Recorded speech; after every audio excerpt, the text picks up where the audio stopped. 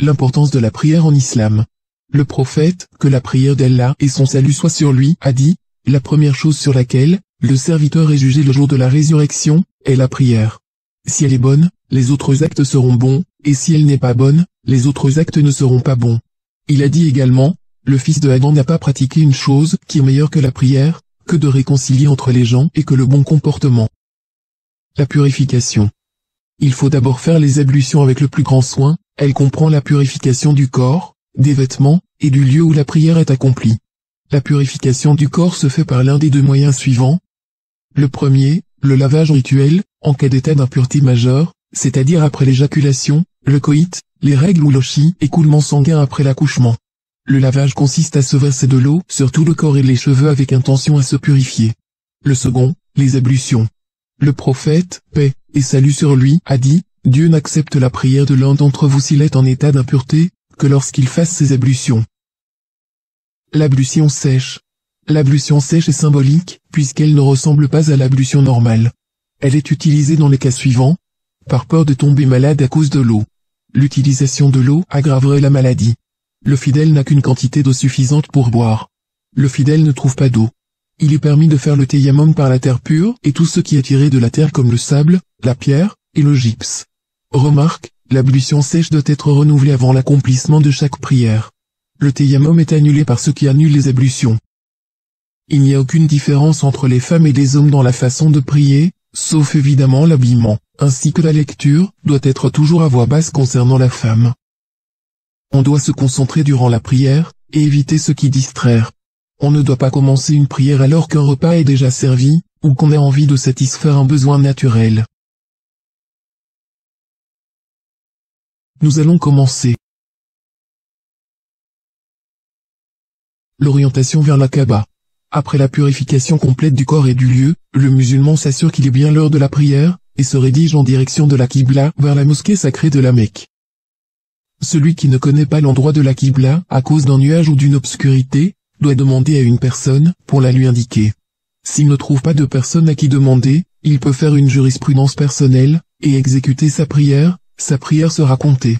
Il ne doit pas la refaire même s'il s'aperçoit après de sa faute ou s'il se rend compte de sa faute pendant la prière, il se tourne vers l'endroit juste sans couper sa prière.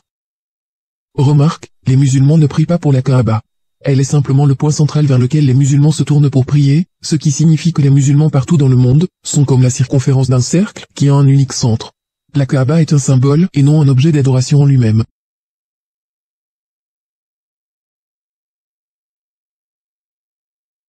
Se mettre debout. Se tenir debout est un devoir dans la prière, mentionné dans le Coran, d'après les traditions prophétiques et l'unanimité des savants, mais sauf pour ceux qui en sont incapables. Tous les savants se sont mis d'accord sur cet avis, comme ils se sont mis d'accord sur le fait de séparer les pieds. D'après Imran ibn Hussein, je me plaignais des hémorroïdes, alors j'ai demandé au prophète, paix et salut sur lui, à propos de la prière.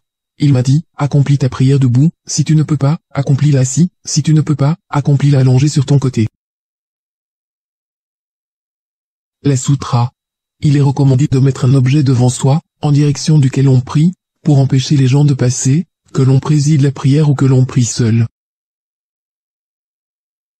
Avoir l'intention. Le prieur doit impérativement nouer l'intention d'accomplir la prière, pour laquelle il s'est préparé, et la préciser dans le cœur.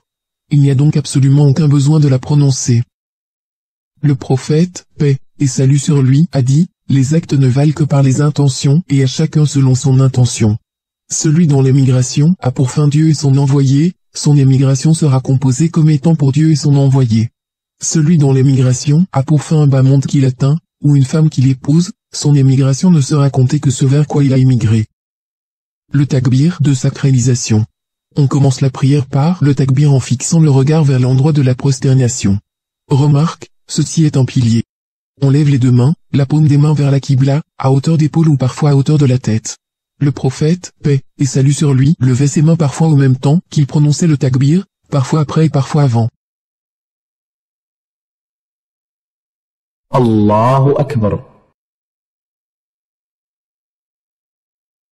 On doit se concentrer durant sa prière, et concentrer son regard à l'endroit où l'on se prosterne. On ne doit regarder ni à droite ni à gauche, ni lever son regard vers le ciel. On place les mains sur la poitrine, en posant la main droite sur la main gauche, le poignet et l'avant-bras.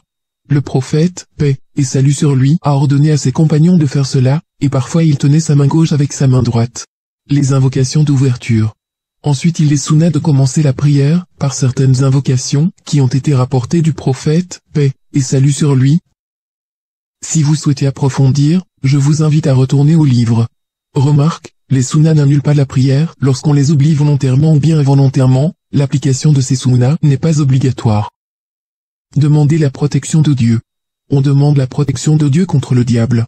Remarque, ceci est une sunna qui n'annule pas la prière lorsqu'on l'oublie volontairement ou bien involontairement. Al-Basmala. Les avis des savants divergent sur l'obligation ou non dire la Basmala à voix haute avant de lire la sourate Al-Fatiha. L'imam Shafi, la considérant comme un verset de la Fatiha, fait de sa lecture une obligation dans toute prière et dans tous les cycles de prière. D'autres, et ils sont largement majoritaires, ne la considèrent pas comme faisant partie de la sourate Al-Fatiha et donc préconisent de ne pas la lire, du moins ne pas la prononcer à haute voix. La récitation de la sourate Al-Fatiha. Ensuite on récite la sourate Al-Fatiha, l'ouverture. La récitation de sourate Al-Fatiha est obligatoire à chaque unité de prière.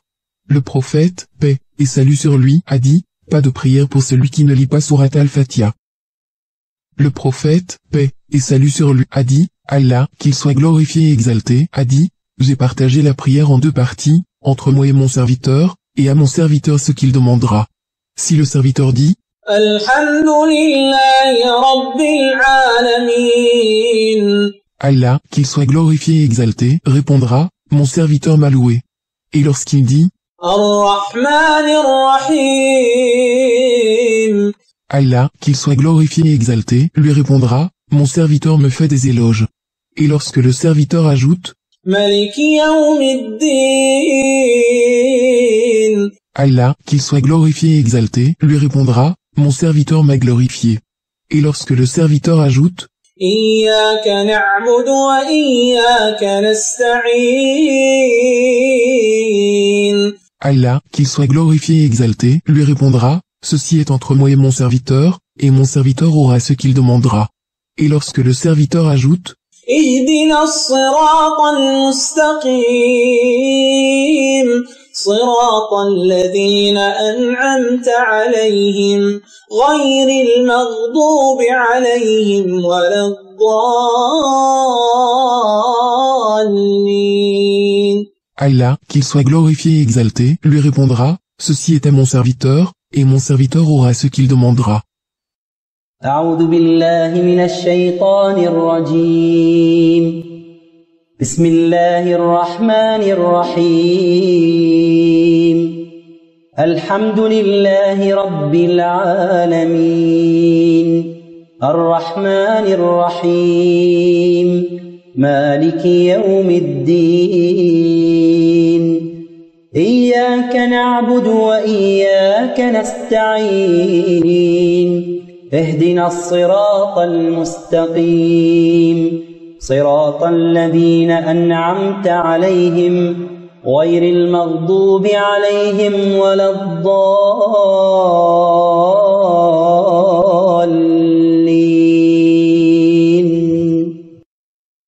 Dire Amin. Il est de la sunna que chaque exécuteur de la prière, qu'il soit imam, priant derrière l'imam, ou priant seul de dire Amin après la récitation de sourate Al-Fatiha. Le prophète, paix et salut sur lui, l'a dit à haute voix dans la prière faite à haute voix, et à voix basse dans celle faite à voix basse. Le prophète, paix et salut sur lui, a dit, lorsque l'imam dit Amin, alors dites Amin, car certes celui dont la parole Amin correspond avec celle des anges, il lui est pardonné ses péchés précédents. Lire de ce que l'on peut du Coran. Il est sunna de réciter une autre sourate, ou quelques versets, après Al-Fatiha, dans les deux premières unités. Remarque, la récitation se fait à voix haute lors de la prière du l'aube, et des deux premières unités de la prière du coucher de soleil, et de la nuit. Et à voix basse durant la prière du midi, et de l'après-midi, la troisième unité de la prière du coucher de soleil, et les deux dernières unités de la prière de la nuit. Bismillahirrahmanirrahim. قل هو الله أحد الله الصمد لم يلد ولم يولد ولم يكن له كفوا أحد. Quand on finit la récitation des sourates, on doit marquer un léger silence juste le temps de reprendre son souffle. Puis on lève ses mains de la même manière qu'au premier takbir et on récite le takbir. Et on accomplit l'inclinaison. Remarque, l'inclinaison est un pilier. Le takbir est une obligation. Allahu Akbar. On place les mains sur les genoux, les doigts étendus, comme si on les tient avec. On courbe son dos et le tient d'une façon que si on y versait de l'eau, elle ne coulerait pas. On ne baisse pas la tête, ni les lèvres, mais on doit la garder au niveau du dos. On éloigne les deux coudes des deux côtés du corps. Le prophète, paix et salut sur lui, a dit, le pire des voleurs c'est celui qui vole de ses prières. Les compagnons se sont exclamés, ô messager d'Allah. Comment vole-t-il de sa prière? Il a répondu, il ne fait pas convenablement l'inclination et la prosternation. Dans cette position on dit 3 fois ou plus, et ceci est une obligation. Subhana Rabbil Azim. Subhana Rabbil Azim. Subhana Rabbil Azim. Remarque, il est interdit de réciter le Coran pendant l'inclinaison et la prosternation. Le redressement de l'inclinaison. On se redresse de l'inclinaison et se tient droit et ceci est un pilier. Pendant qu'on se redresse, on dit, et ceci est une obligation. Sami'a Allahu liman hamida. Il est sunna de lever les mains de la manière qu'auparavant. Humayd a décrit la prière du messager de Dieu, paix et salut sur lui, en disant, quand il se redressait il se mettait à l'aise de manière que chaque vertèbre revienne à sa position normale. Une fois redressé, on dit, et ceci est une obligation. Rabbana lakal hamd. La prosternation. On se prosterne en récitant le takbir. Remarque, la prosternation est un pilier. Le takbir est une obligation. Allahu Akbar. Quand on se prosterne, on doit s'appuyer sur ses mains, lesquelles doivent être ouvertes, les doigts étendus. On ne doit pas écarter les doigts des deux mains, on doit les faire pointer vers la Qibla. On met les mains au niveau des épaules, mais on peut les mettre aussi au niveau des oreilles. On élève les avant-bras, pour qu'ils ne touchent pas le sol, et ne les étend pas comme fait le chien. Pendant le soujoud, il faut que les 7 parties du corps touchent le sol. Le visage, front et nez, les 2 paumes, les 2 genoux, et les pieds. On garde les 2 pieds droits en vertical, on dirige les bouts des orteils vers la Qibla, et on joint les talons des pieds. Remarque, ceci est un pilier.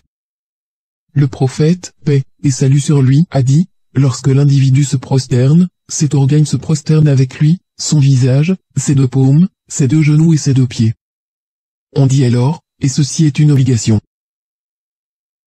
Subhana Rabbiyal A'la. Subhana Rabbiyal A'la. Subhana Rabbiyal A'la. Remarque, il est recommandé d'y multiplier les invocations, parce qu'elles y sont plus exaucées qu'ailleurs. Il n'est pas permis de réciter du Coran pendant la prosternation. S'asseoir entre les 2 soujouds. Puis on se relève en prononçant le takbir, et ceci est une obligation. Allahu Akbar. Puis, on s'assoit calmement et droit afin que tous les os reprennent leurs emplacements. Remarque, s'asseoir entre les 2 soujouds est un pilier. On étend le pied gauche et on s'assoit dessus. On garde le pied droit vertical. On dirige les orteils du pied droit vers la Qibla. Dans cette posture on dit, et ceci est une obligation. Rabbi ghfirli. La seconde prosternation. Ensuite on prononce le takbir et ceci est une obligation. Puis on se prosterne pour la 2e fois de la même manière que la première fois, et ceci est un pilier. Allahu Akbar. On fait la même chose que dans la première prosternation. Dans cette posture on dit Subhana Rabbiyal A'la. Subhana Rabbiyal A'la. Subhana Rabbiyal A'la. Ainsi se termine la première unité de prière. La seconde unité de prière. Se relever de la prosternation. Quand on lève la tête de la seconde prosternation, et on veut se relever, on récite le takbir. On peut s'aider des 2 poings posés à terre, pour atteindre la position debout. Il est sunna de s'asseoir calmement sur son pied gauche avant de se relever pour se mettre en position debout. Remarque, le takbir est une obligation. Allahu Akbar. La seconde unité. On refait ce qu'on fait dans la première unité sauf qu'on ne fait pas d'invocation de commencement, ni la demande de refuge. On récite sourate al-Fatiha et une autre sourate du Coran, puis l'inclinaison, puis 2 prosternations. بسم الله الرحمن الرحيم الحمد لله رب العالمين الرحمن الرحيم مالك يوم الدين إياك نعبد وإياك نستعين اهدنا الصراط المستقيم صراط الذين أنعمت عليهم غير المغضوب عليهم ولا الضالين.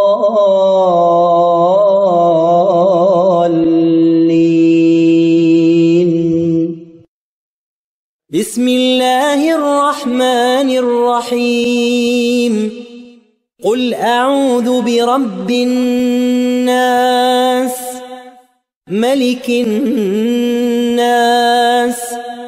إله الناس من شر الوسواس الخناس الذي يوسوس في صدور الناس من الجنة والناس.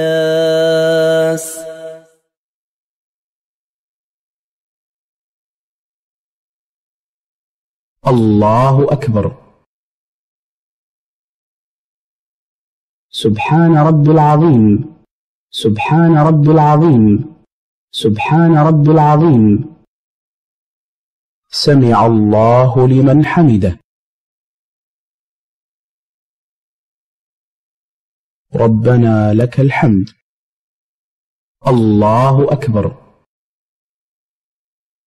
سبحان ربي الأعلى سبحان ربي الأعلى سبحان ربي الأعلى.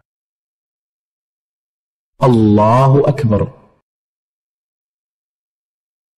رب اغفر لي. الله أكبر. سبحان ربي الأعلى سبحان ربي الأعلى سبحان ربي الأعلى. Une fois qu'on finit la seconde unité de prière, on s'assoit pour réciter le tashahhud. Quand on lève la tête de la seconde prosternation, on récite le takbir. Allahu Akbar.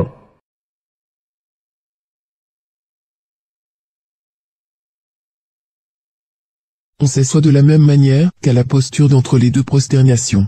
On met sa main, paume, droite sur la cuisse et le genou droit, et l'extrémité de l'avant-bras droit sur la cuisse sans l'en éloigner. Et on étend la main gauche sur la cuisse et le genou gauche. On plie tous les doigts de la main droite en plaçant le pouce tantôt sur le majeur, et tantôt sur l'index pour ainsi former un cercle. On étend et pointe avec l'index vers la qibla. Et on le regarde fixement. Puis on récite le tashahhud à voix basse. التحيات لله والصلوات والطيبات. السلام عليك أيها النبي ورحمة الله وبركاته. السلام علينا وعلى عباد الله الصالحين. أشهد أن لا إله إلا الله وأشهد أن محمدا عبده ورسوله. S'il s'agit d'une prière constituée uniquement de 2 unités, comme la prière de l'aube, la prière du vendredi, ou de l'Aïd, on reste assis et finit par la salade sur le prophète, voire après. Mais s'il s'agit d'une prière constituée de 3 unités, comme la prière du coucher du soleil, ou de 4 unités, comme les prières du midi, de l'après-midi et de la nuit, dans ce cas, on se relève tout de suite après le premier tashahhud en récitant le takbir. La 3e unité. On se lève, ensuite pour accomplir la 3e unité. On récite le takbir. Allahu Akbar. On refait la même chose que dans la première et la 2e unité, sauf qu'on ne doit pas réciter une 2e sourate après la Fatiha. Remarque, la récitation de la sourate la Fatiha se fait à voix basse, dans la 3e et la 4e unité.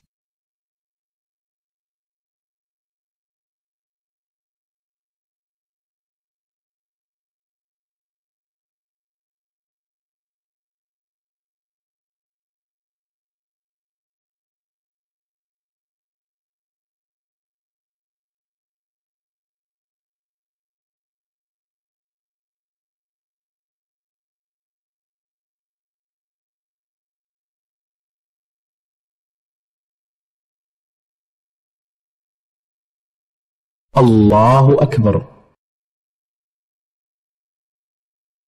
سبحان رب العظيم. سبحان رب العظيم. سبحان رب العظيم. سمع الله لمن حمده.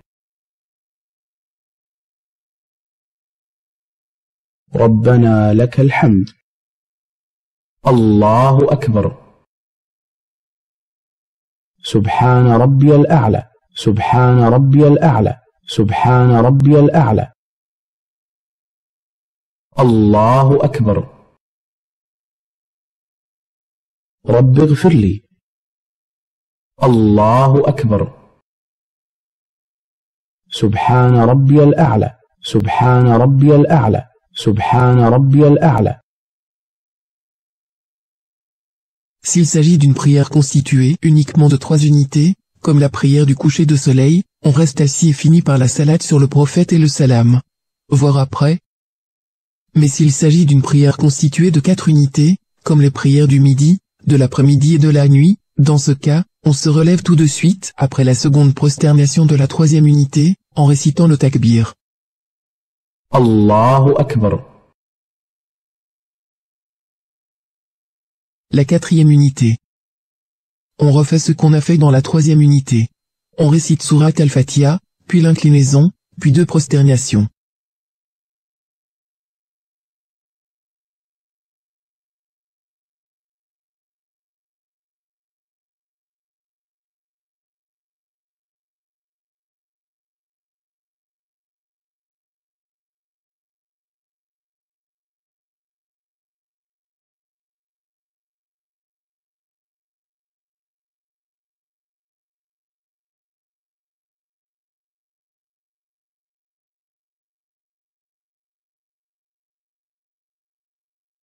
الله أكبر.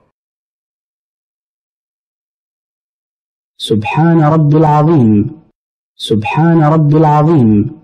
سبحان رب العظيم. سمع الله لمن حمده. ربنا لك الحمد.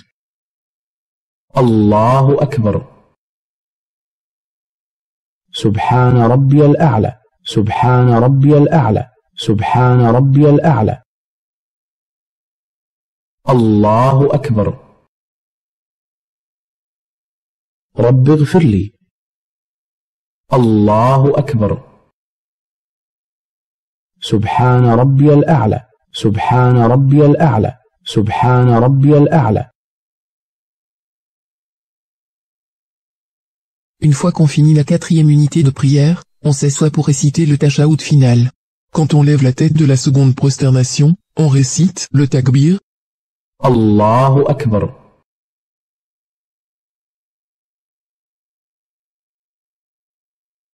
Il est sunna de s'asseoir dans le dernier tashahoud, sur le flanc en mettant sa hanche gauche par terre, on sort les 2 pieds d'un seul côté, en plaçant le gauche sous la jambe droite. On tient le pied droit vertical. On tient le genou gauche par la main gauche en s'en servant comme appui. On plie tous les doigts de la main droite en plaçant le pouce tantôt sur le majeur et tantôt sur l'index pour ainsi former un cercle. On étend et pointe avec l'index vers la qibla. Et on le regarde fixement. Puis on récite le tashahoud à voix basse. التحيات لله والصلوات والطيبات. السلام عليك أيها النبي ورحمة الله وبركاته. السلام علينا وعلى عباد الله الصالحين. أشهد أن لا إله إلا الله وأشهد أن محمدا عبده ورسوله. اللهم صل على محمد وعلى آل محمد كما صليت على إبراهيم وعلى آل إبراهيم، وبارك على محمد وعلى آل محمد كما باركت على إبراهيم وعلى آل إبراهيم إنك حميد مجيد. Ensuite, il est sunna de demander de la protection de Dieu contre les 4 épreuves, contre le châtiment de l'enfer, contre le châtiment de la tombe, contre la tentation de la vie et de la mort, et contre le mal de la tentation de l'Antéchrist. La salutation finale. Ensuite, on salue à droite en tournant la tête jusqu'à ce que la blancheur de la joue soit visible par celui qui est derrière. Puis, on salue à gauche en tournant la tête jusqu'à ce que la blancheur de la joue soit visible par celui qui est derrière. En disant Assalamu alaykum wa rahmatullah. Assalamu alaykum wa rahmatullah.